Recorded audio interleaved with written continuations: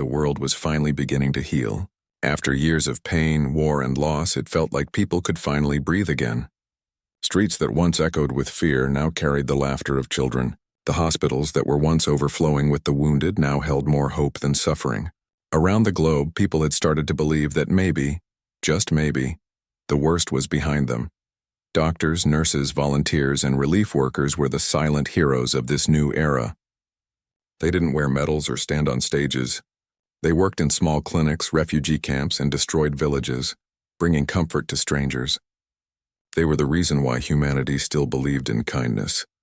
But peace has a strange way of being fragile. It doesn't break all at once. It cracks slowly, silently, until one day it shatters completely. That's what happened next. It began quietly, with whispers that didn't make the news. A small clinic deep in a mountain village was attacked.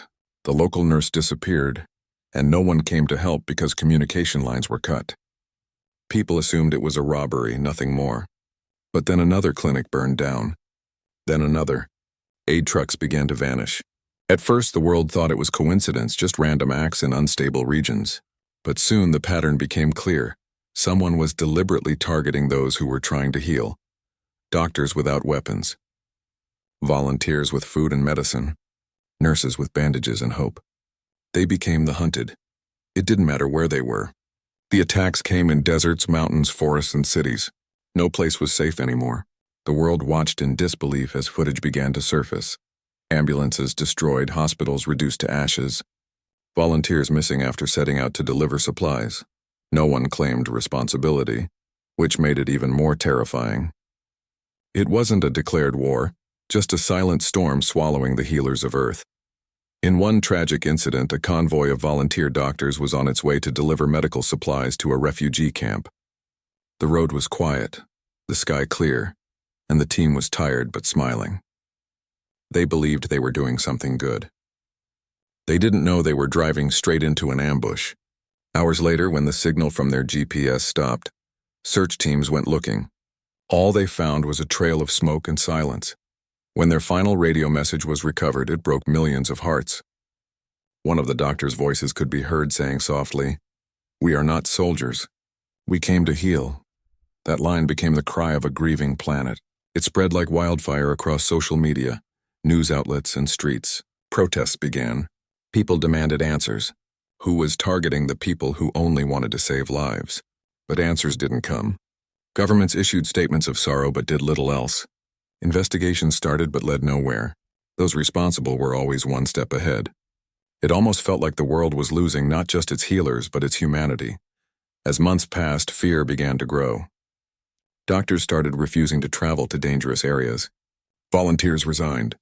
Even large aid organizations withdrew their teams from conflict zones. For the first time, people who had always run toward danger began stepping back from it. The ones who stayed were the bravest and the most vulnerable. They knew the risks but couldn't turn away from people in pain. They believed that kindness was stronger than cruelty. But cruelty had started wearing new faces, faces without names, without mercy. In one city, a young nurse who refused to leave her patients was found missing after an explosion destroyed the local clinic. In another, a relief convoy was hijacked and stripped of all supplies. Footage from security cameras showed the attackers laughing as they drove away. The people who depended on that convoy never received their medicine.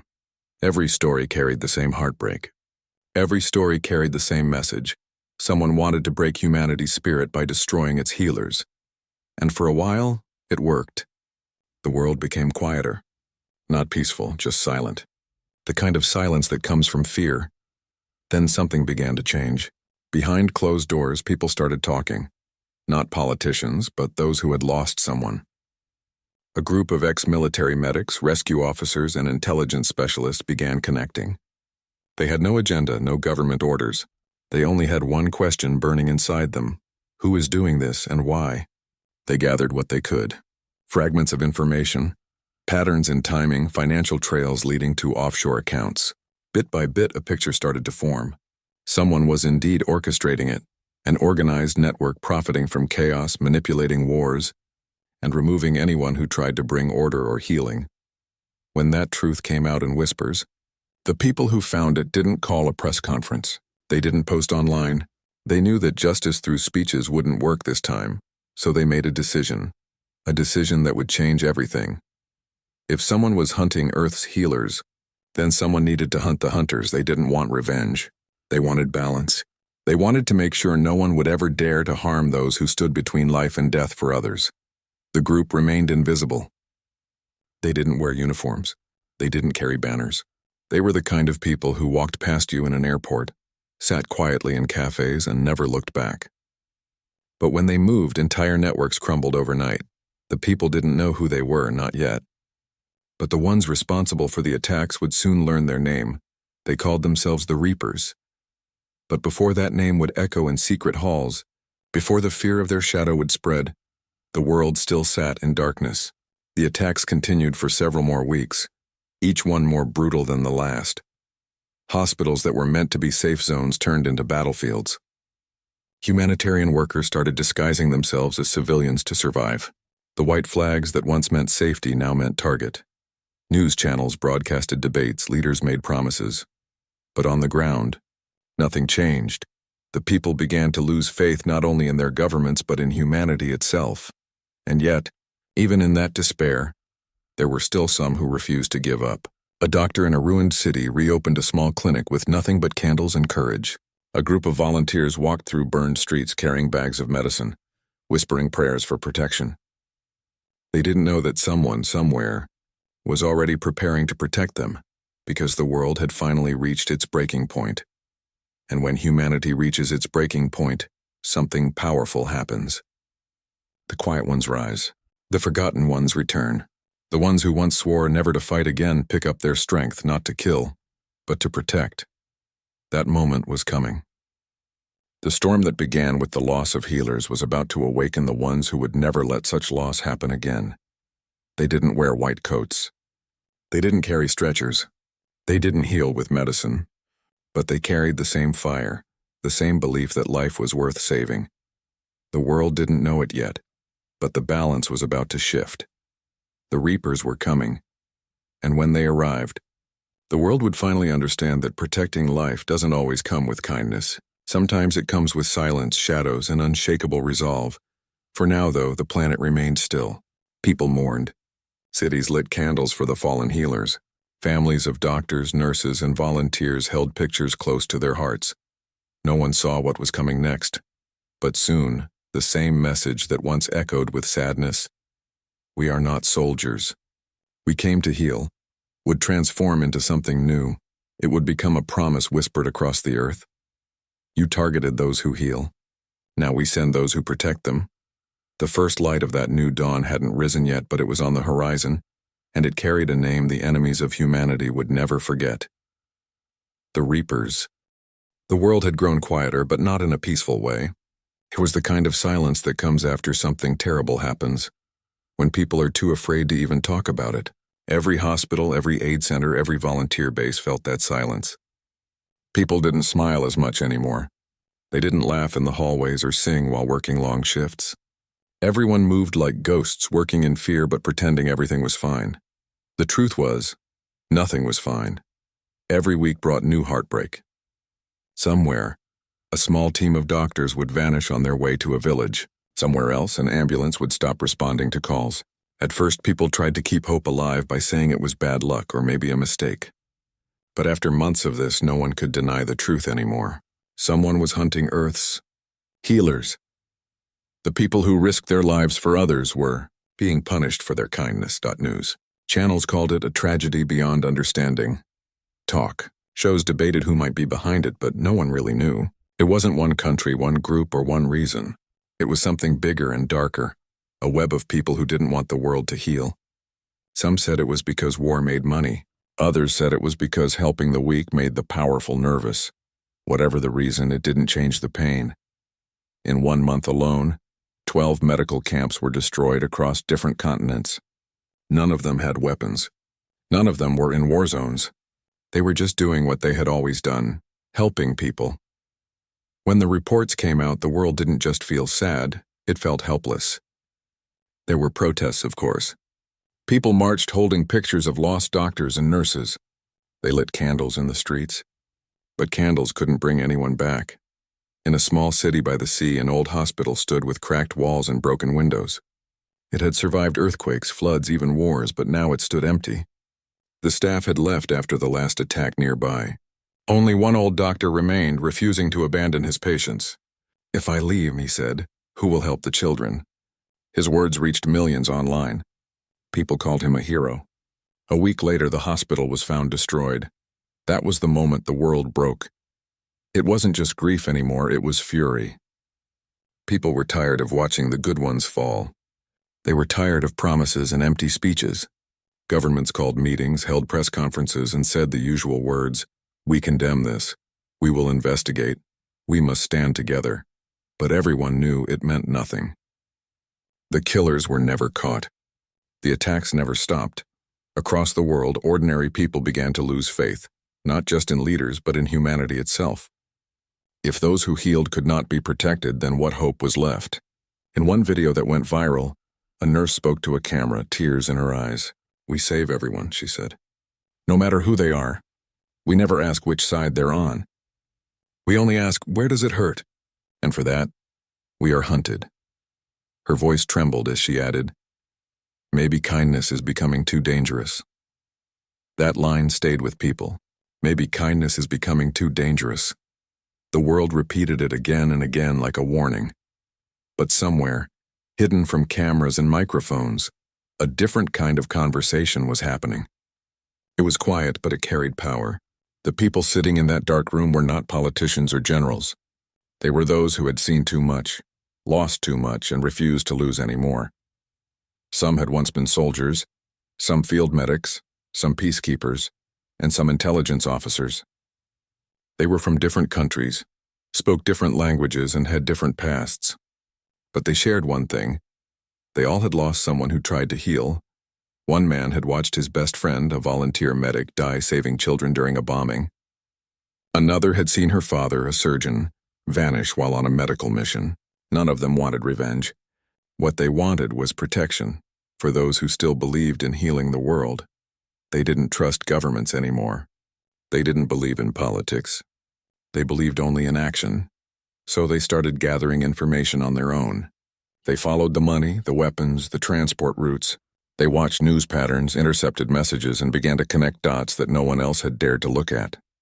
What they found shocked even them. The attacks were not random. They were part of a plan, a hidden network that thrived on fear and control. The more people suffered, the more power and profit this network gained. Every destroyed clinic, every silenced doctor, was another opportunity for them. The group in that room understood something important. If they waited for justice, it would never come, and so they made a choice. They would become the shield the healers never had. They would not announce it. They would not ask for approval. They would simply start. They didn't have a name at first. They were just a collection of hearts that had grown tired of waiting. But soon others began to join them. Former agents, security experts, even hackers who believed the truth must be protected. They didn't work for money. They worked for the memory of those who had fallen. They created silent communication lines, safe houses, and coded systems to share information across the globe. No one outside their circle knew how they operated. They worked in shadows not because they were hiding from justice, but because justice itself had gone blind. When the first of them acted, the world didn't even notice. A known smuggler of illegal weapons vanished overnight. A corrupt official who had been blocking aid routes was suddenly exposed and arrested. Financial accounts that funded the violence were drained dry. It all seemed like coincidence, but it wasn't. The group had found their rhythm. They didn't just defend. They dismantled. They learned how the enemies moved, how they thought, and they stayed one step ahead. Within months, the attacks slowed. Not because the world leaders had done something, but because those responsible had begun to fear something they couldn't see. And that's when the group gave themselves a name: the Reapers. They didn't choose it to sound terrifying. They chose it to remind the world that when darkness takes too much, light always finds a way to take something back. But before the Reapers became a whisper of hope, the world was still caught in pain. In refugee camps, children asked where the doctors went. Parents didn't know how to answer. In small towns, people built makeshift clinics on their own, with old supplies and borrowed medicines. In the cities, people carried signs that read, "Protect the healers," and somewhere a nurse packed her bag, knowing the risks but refusing to stop. "If I don't go," she said softly, "someone might die waiting." That was the spirit the world was trying to kill, but couldn't. Even in the darkest moments, that spirit refused to die, and that was what the Reapers were born to defend. One night, as storms rolled over the oceans, a small signal flickered on an encrypted screen in that secret base. It was a message sent from one of the surviving aid camps. It simply read, "They are coming again." The people in the room didn't panic. They stood up silently, checking maps, coordinates, and communication lines. They had been waiting for this. No one gave orders. They didn't need to. Each one already knew what to do. They moved like shadows, quiet but certain. For the first time in a long while, the hunted were about to be protected. No one would know what happened next. The headlines wouldn't tell the truth. But by the next morning, the camp would be safe. The attackers would never come back. It was the beginning of something the world hadn't seen before, a force that didn't wear uniforms, didn't fight for land or money, but for the right of good people to do their work in peace. The healers had been the heart of humanity. Now humanity's heartbeat had a new protector. The Reapers had risen, not to bring death, but to bring justice in silence. And as the world slowly began to realize that someone, somewhere was fighting for the healers, hope started to return. People whispered again, not in fear but in faith. They didn't know who these unseen protectors were, but they felt them watching over. And for the first time in a long time, the silence didn't feel empty. It felt strong. The breaking point had been reached. And from that point onward, humanity would no longer stand by while its healers were taken. The Reapers were out there now, watching, waiting, and ready. Because those who save lives deserve to be saved too. The world didn't know their name yet. To most people, the sudden drop in attacks on aid convoys looked like luck. To some, it seemed like the violence had finally burned itself out. But behind the calm, something new was moving quietly across the earth. A force that didn't exist on any record, didn't wear uniforms, and didn't speak to the press. The Reapers had begun their work. They didn't move like soldiers. They moved like shadows. They didn't march or make speeches. They simply appeared where needed and disappeared when it was done. Every one of them had a reason, not for power, not for revenge, but for balance. Each member of the Reapers had a story. Some had once been doctors who lost their colleagues. Some were field medics who saw too many innocent lives vanish. Some were rescuers who could no longer bear watching the people they saved die later from neglect. They came from different countries, spoke different languages, and followed different beliefs. But they were united by one promise. No more healers would fall without protection. The world called it fate. The Reapers called it responsibility. Their work began quietly. The first targets weren't people. They were systems. Hidden money networks that funded the chaos suddenly collapsed. Illegal shipments stopped at their origin. Secret routes used to transport weapons to attack medical teams were exposed and shut down. It was as if an invisible hand had cut off the source of the violence. Those behind the attacks didn't understand what was happening. They thought their enemies were rival groups or foreign spies. But deep down, fear began to grow. One of them reportedly said to his men, "Something is out there, and it knows everything we do." He wasn't wrong. The Reapers had no grand bases or advanced labs. Their strength came from knowledge, information gathered quietly by people who had spent years being ignored. Old rescue pilots, former aid coordinators, field medics who remembered the smallest details. They all became the eyes and ears of the operation. One night, while the world slept, messages passed across encrypted channels. They weren't orders. They were coordinates, times, and signals. Each one meant someone somewhere was about to be protected. The Reapers had no leader who stood in front of cameras. Their leadership was shared and we built on trust, experience, and loss. Decisions were made with calm minds and heavy hearts. Every action carried weight because they weren't fighting an army. They were fighting an idea. An idea that kindness was weakness. To destroy that idea, they couldn't just strike back. They had to remind the world that helping others was still sacred, still strong, and still worth defending. So while some Reapers worked to dismantle the dark networks, others focused on protection. In hidden corners of cities, they met quietly with medical volunteers and trained them on how to stay safe, how to move unseen, and how to recognize danger before it arrived. They didn't reveal who they were. They simply said, "We're here to make sure you get home." At first, the healers didn't believe it. The world had forgotten them too many times. But when help started arriving in the right places at the right moments, faith began to return. In one forgotten desert village, a group of doctors arrived to set up a medical camp. They didn't know that only a few kilometers away men were planning to stop them.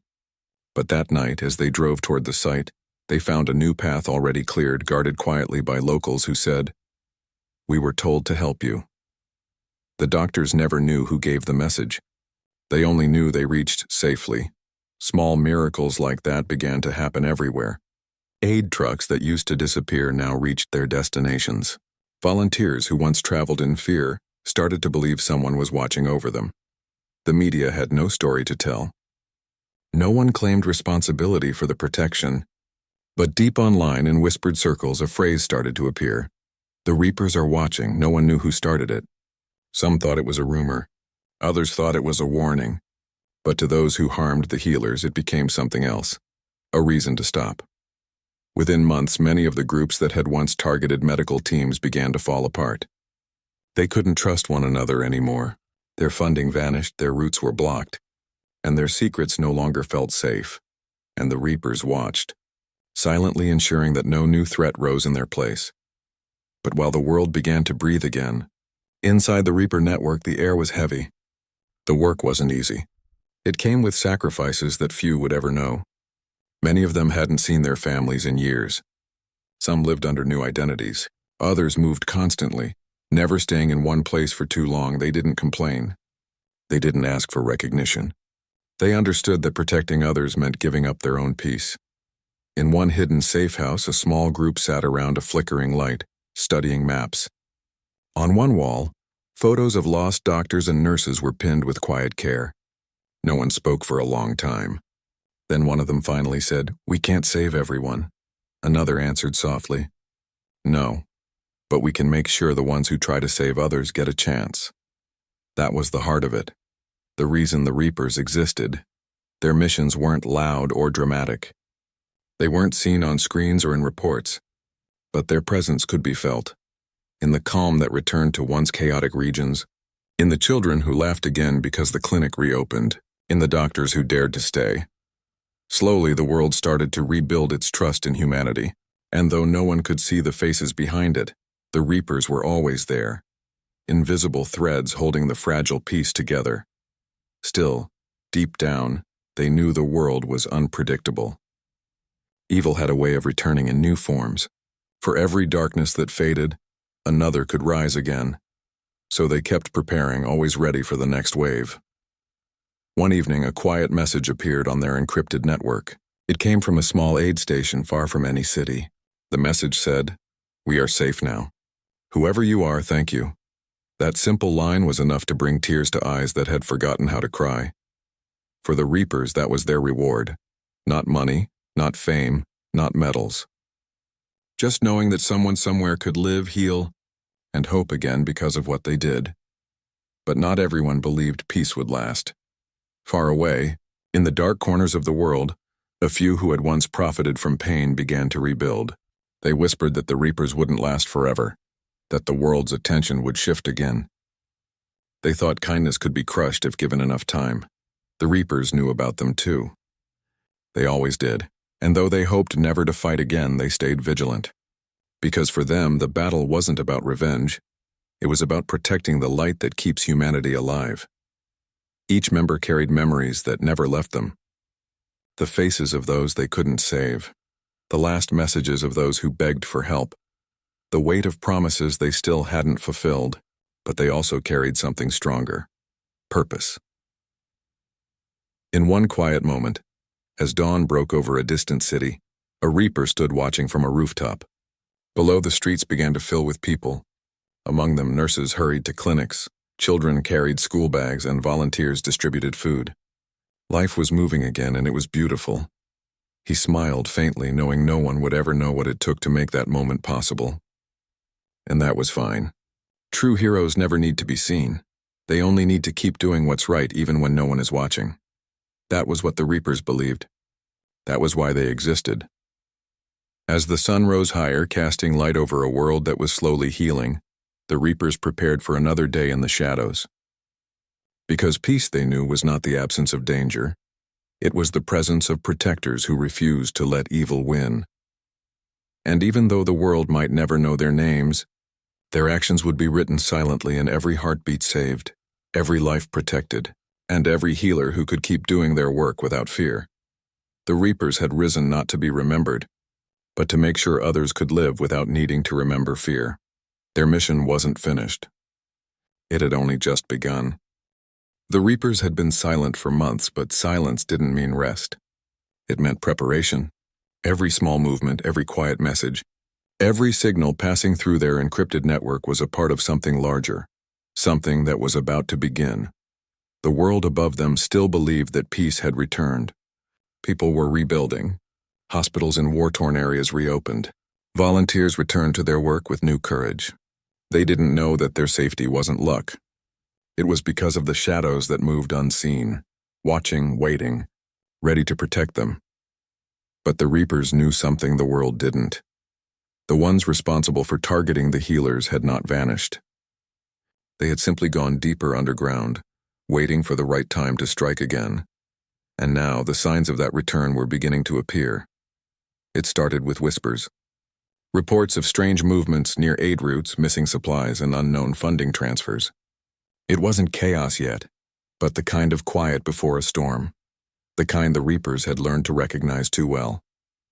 In a dimly lit room, far away from the world's noise, a few Reapers sat around a screen glowing faintly in the dark. It displayed maps filled with red markers. Each dot represented a location, a new threat, a new sign of danger. No one spoke for a while. The air was heavy.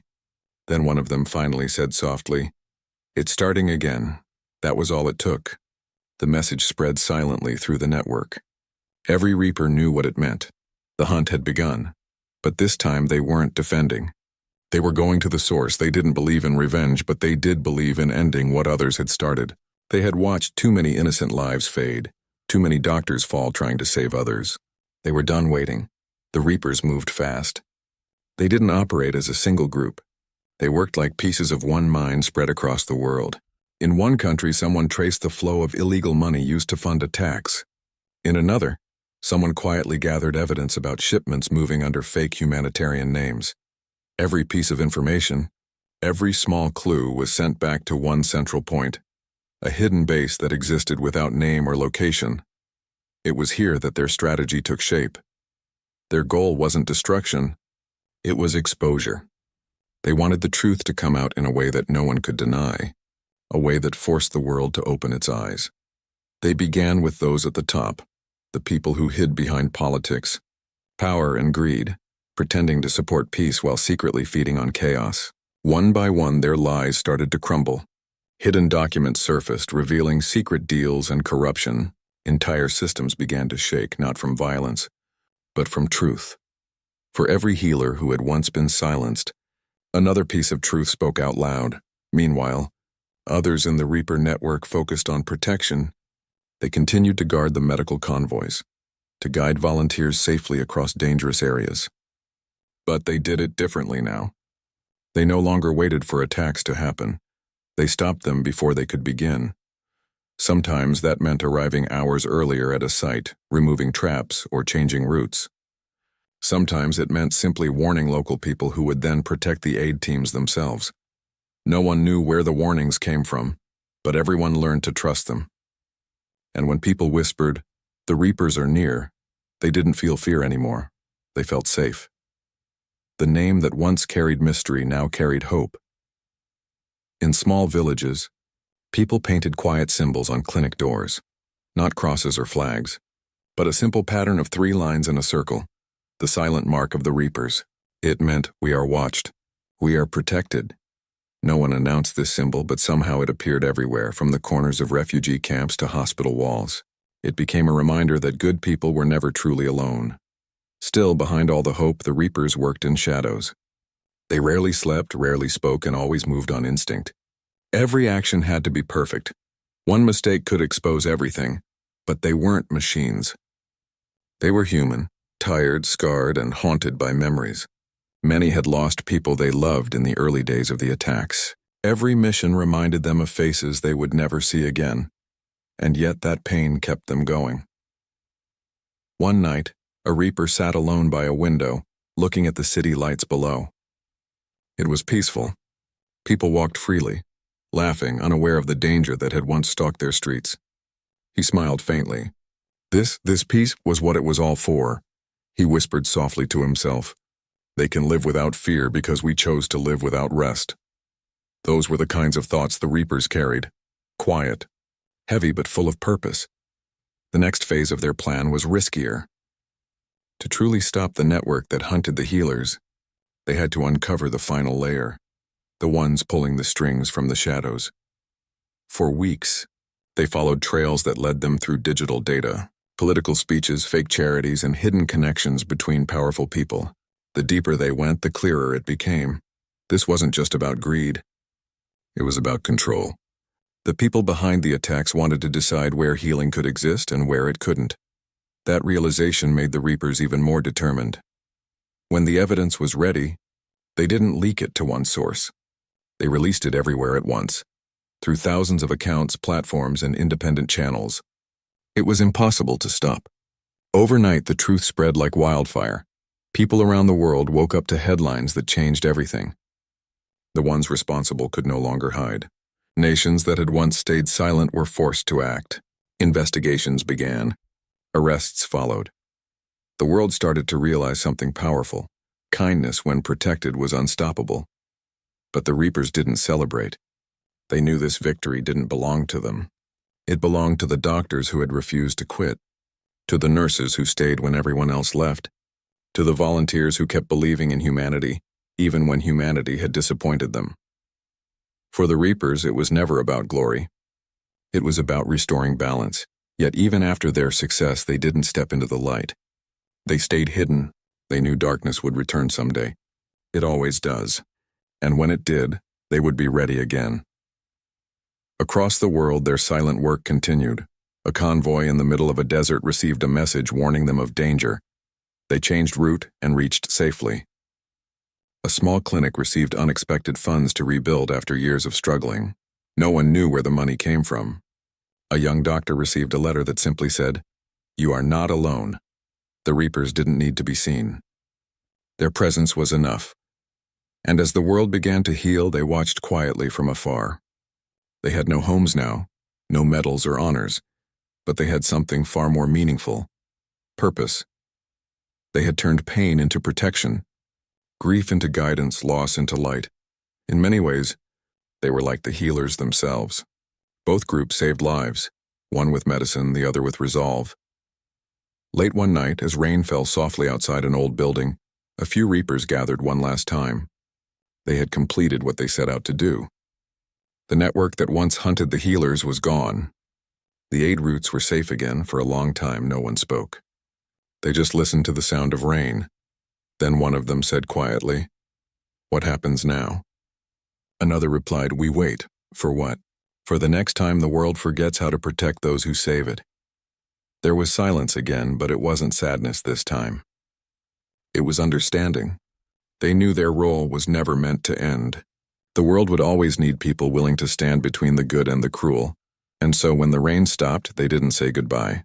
They simply walked out into the night, disappearing one by one, blending back into the world they had saved. No one would ever know their faces. No one would ever tell their story. But their impact would live on in every heartbeat saved, every smile returned, and every healer who dared to keep helping despite the risks. Because somewhere, in the unseen places of the earth, the Reapers were still watching, not to harm, not to control, but to make sure that no act of kindness would ever again be punished. And that silent promise, that unseen protection, became the world's quiet strength. It was not just a story of war and response. It was the story of people who turned pain into purpose, who chose to protect the ones who gave humanity its soul. The world called them legends. The healers called them guardians, but they called themselves something simpler, just people who refused to look away. The world was finally starting to breathe again. For the first time in years, people walked the streets without fear. Hospitals reopened in places that had long been silent. Children played near buildings that once stood in ruins. There was a strange peace in the air, fragile but real. It felt like humanity had finally turned a corner.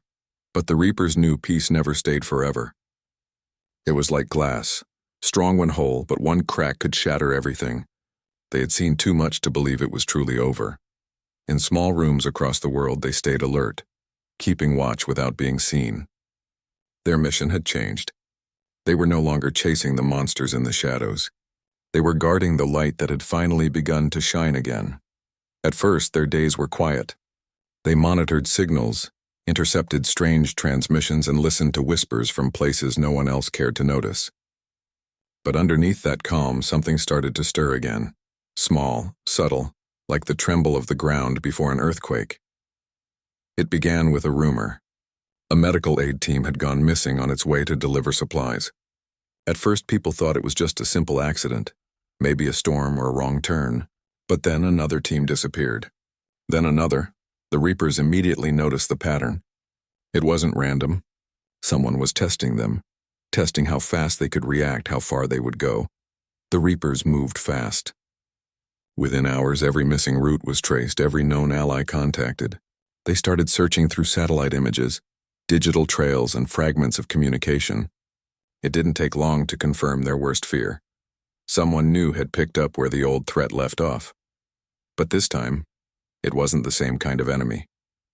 These weren't the cold, calculated hunters who targeted healers for power. This was a different kind of threat, scattered, unpredictable, and dangerous because they didn't follow rules. They called themselves the Purifiers, a group that believed Earth's healers had grown too powerful, that medicine had become a form of control. It was a twisted belief born from lies and fear. The Reapers didn't wait for orders, they never did. They moved quietly, each in their own way. Some worked to track the Purifiers' funding. Others infiltrated their messages, decoding hidden meanings buried deep within normal conversation. Every clue mattered. One night, one of the Reapers intercepted a signal that changed everything. It wasn't just an attack. It was a plan to destroy an entire medical hub that served thousands of patients. The place was located in a border region, where doctors from many countries worked together. If the Purifiers succeeded, it would send a message to the world that healers were still not safe. The Reapers couldn't allow that. Within hours, they gathered. Not in one place, but connected through encrypted networks. No faces, no real names, just voices filled with quiet determination. One said, "We move before dawn." Another replied, "They won't expect us." "That's our advantage," a third voice added softly. "This time we end it for good." And so, they began to plan. Every movement was calculated. Every action had purpose. They didn't attack blindly. They worked with precision, making sure no innocent person was harmed. They began by cutting off the Purifiers' communication lines. Then they shut down their transport routes, making it impossible for them to move supplies. By the time the Purifiers realized they were being hunted, it was already too late. But not everything went smoothly. During one operation, a Reaper was caught in a trap meant for someone else. He had gone deep into enemy ground to extract data from a hidden terminal. The moment he accessed it, the system locked down. He was surrounded, outnumbered, and unarmed. The others watched from their screens, helpless for a few seconds that felt like forever. Then one voice broke through the silence. "We don't leave our own behind." What followed was one of the most dangerous rescue missions they had ever attempted. It wasn't loud or violent, it was silent and precise. The Reapers worked like ghosts, moving through shadows, disabling alarms, and distracting guards. When they finally reached their trapped comrade, he was weak, but alive. He looked at them and smiled faintly. "You shouldn't have come for me," he whispered. One of them replied quietly, "We always come back for our own." They made it out just before the building collapsed. The mission was a success, but it came with a reminder that their work always carried a price. In the following days, the Reapers finally pieced together the Purifiers' entire network. It stretched farther than they thought, involving people who pretended to be ordinary citizens but secretly helped fund and spread fear. So the Reapers decided on something they rarely did. They went public, but in their own way. They leaked the truth again, just as they had done years ago. They revealed the names, the accounts, the plans, everything. The world was shocked. But this time people didn't react with panic. They reacted with unity. Ordinary people came together to protect hospitals, to support doctors, to stand up for those who had been targeted again. For the first time, the Reapers saw something beautiful. The world learning to protect itself. They didn't stop there. They started building a network not just of defenders but of protectors among civilians. Teachers, engineers, students, and anyone who wanted to help. They trained them quietly, not as fighters but as watchers. People who could notice danger before it began. It wasn't an army. It was a promise that the world would not be silent again when the healers were in danger. As days turned into weeks, the purifiers began to vanish, just as their predecessors had. Their lies fell apart, their influence weakened, and their followers began to question everything. And then, one quiet morning, the Reapers received a message that simply said, "They're gone." The room where the message appeared fell silent. The Reapers didn't cheer. They didn't smile. They just sat there letting the words sink in, because they knew better than anyone, and evil never truly disappeared. It only waited for the next moment of weakness. That's why they decided to stay, even after peace returned again. But something had changed inside them. They were no longer only protectors. They had become teachers, mentors, guiding others to see what they once saw. That true strength lies not in weapons, but in compassion and awareness. The Reapers began to pass their knowledge to others, quietly, carefully, through coded lessons and secret training programs. They taught how to track hidden threats, how to protect communities, and how to stand strong without violence. Slowly, the Reapers started to fade into the background again. Not because they were gone, but because they wanted the world to stand on its own. The people they trained, the Watchers, the new Guardians, took their place. They didn't wear masks or hide their names. They were everyday people, doctors, drivers, students, parents, carrying forward the same spirit the Reapers had lived by. And in every act of kindness, every moment of courage, the Reapers lived on. In one small town, a child once asked his mother why people drew 3 lines in a circle near the hospital door. She smiled softly and said, "It means someone is watching over us." The child thought for a moment and asked, "Who?" She replied, "Someone who loves the healers more than their own peace." That night, the child drew the same symbol on a piece of paper and placed it by his bed, whispering a thank you to people he had never seen. And somewhere across the world, a Reaper sitting in a dark room saw the message through a shared photo online and smiled, because that was enough. They didn't need fame, recognition, or even a name. They just needed to know that their work had meaning, that the world they had fought for was still worth protecting. As the days passed, fewer people spoke of the Reapers, but their legacy was everywhere, in the courage of a doctor walking into danger to save a life, in the calm of a volunteer refusing to give up hope, and in the strength of ordinary people who stood together when it mattered most.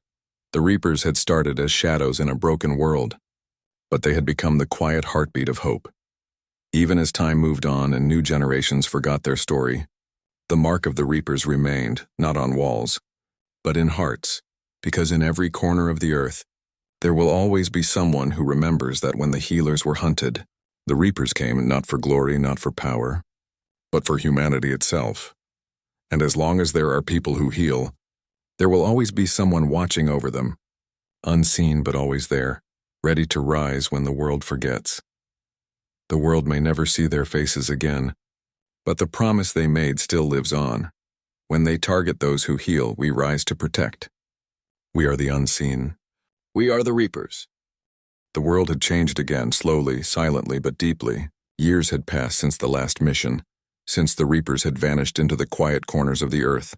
Most people believed they were only a legend now, a story whispered between generations, told to remind people that kindness always has protectors. But legends never really die. They just wait. The Reapers had gone into hiding, not because they were afraid, but because they knew their work was done for now. They watched the world rebuild itself, brick by brick, heart by heart. Humanity was learning again, learning to protect, to care, to remember what it meant to stand together. Yet even in peace, shadows never fully disappeared. In the distance, a new kind of threat began to rise. Not one made of weapons or armies, but of silence and neglect. People had started to forget what the healers had sacrificed. Funding for aid programs was fading. Some even began to question why the world needed so many healers at all. That quiet ignorance was more dangerous than any war. It began in small ways. Hospitals in remote places closed down. Medical teams were turned away at borders. Volunteers stopped getting support. Slowly, the light that the Reapers had fought to protect began to dim again. At first, the Watchers, the new generation trained by the Reapers, tried to handle it. They raised their voices, they organized, they reminded the world. But few listened. The people had grown comfortable. Peace had made them forget how fragile it was. And when the world forgets, that's when the darkness begins to grow again. Far away in a quiet coastal town, one of the old Reapers watched this unfold through news screens and reports. He had been living a simple life, pretending to be just another face in the crowd. But as he read the stories about doctors leaving their posts, patients losing help, and hospitals closing, he felt the same fire rise in his chest that had driven him years ago.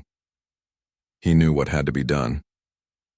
That night, he sent out a single coded message. It was only 3 words, but every Reaper in hiding understood it instantly. The light fades. Within days, old systems flickered back to life.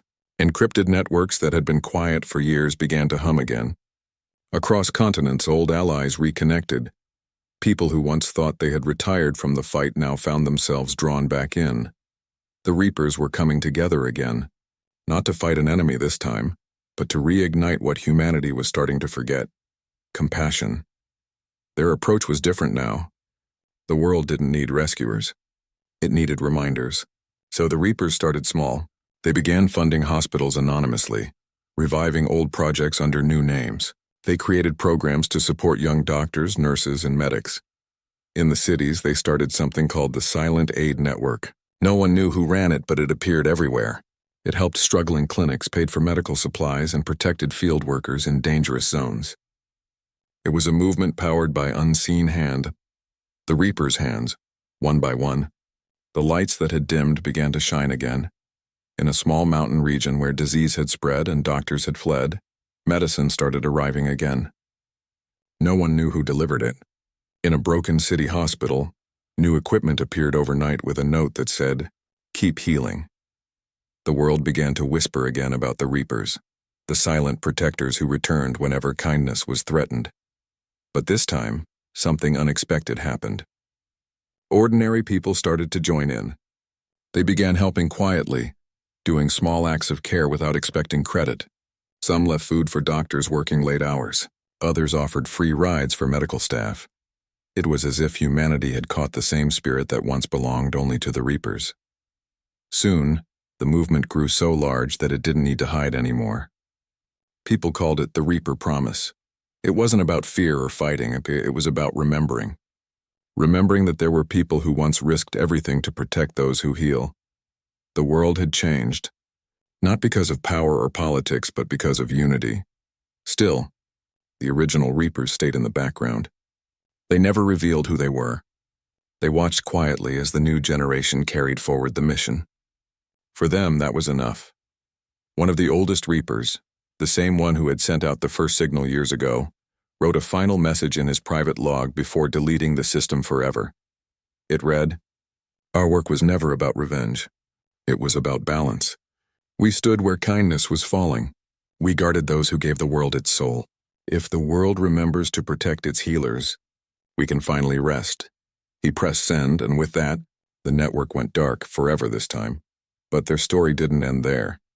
Months later, in a small clinic in a forgotten part of the world, a young doctor found a simple box delivered to her name.